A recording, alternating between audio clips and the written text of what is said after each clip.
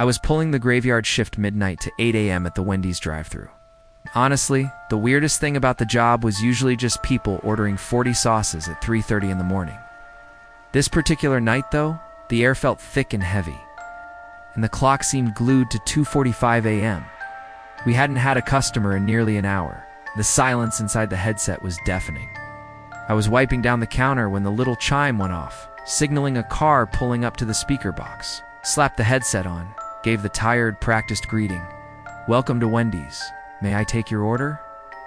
A long, heavy silence followed. I waited, thinking they were deciding. Then, a voice came through. It was rough, dry, and sounded incredibly close, almost like the person was leaning directly against the speaker's microphone. But the strange thing was, the tone it wasn't ordering.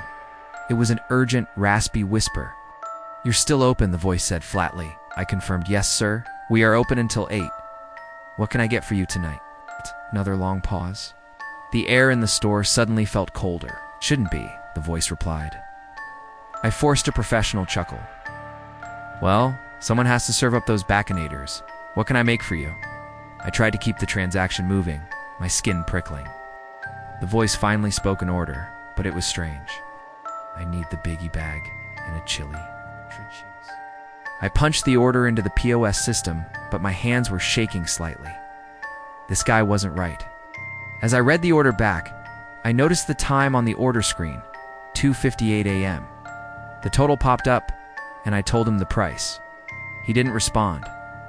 I repeated the total, louder this time. Still nothing. The car was still sitting at the speaker box. I pulled the headset away from my ear, ready to signal my manager about a potential weirdo, when the voice suddenly cut back in. This time much closer and sharp. "It's not ready yet." I frowned, putting the headset back on. "Sir, I just took your order. It'll be ready in about 3 minutes.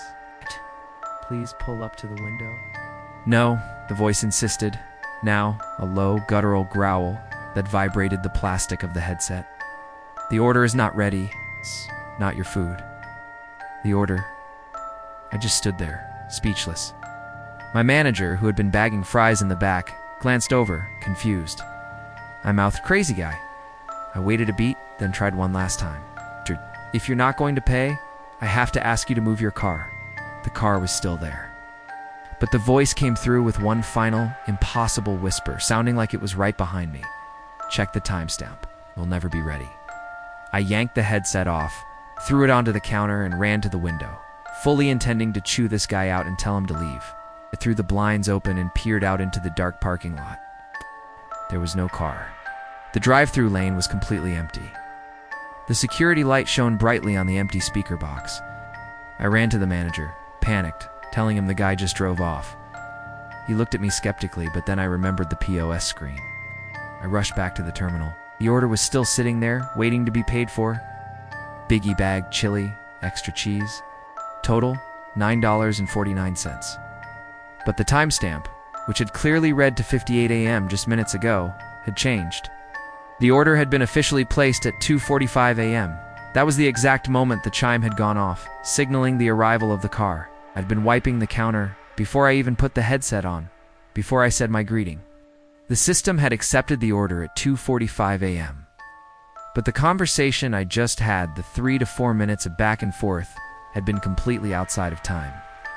Between 2:58 a.m. and 3:02 a.m., the order was sitting there, completed in the system at 2:45 a.m., waiting for me to engage with it, waiting for the conversation to happen.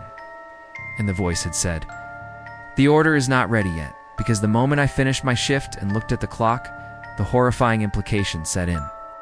That order hadn't just been placed in the past. It was an order that would happen every night at 2:45 a.m., forever locked in the system, waiting for the poor soul on duty to put on the headset and play out the same scripted, terrifying conversation. I quit the next day, convinced that the order itself was the true ghost, and it would keep waiting for its chili, perpetually stuck right there at the speaker box, demanding attention.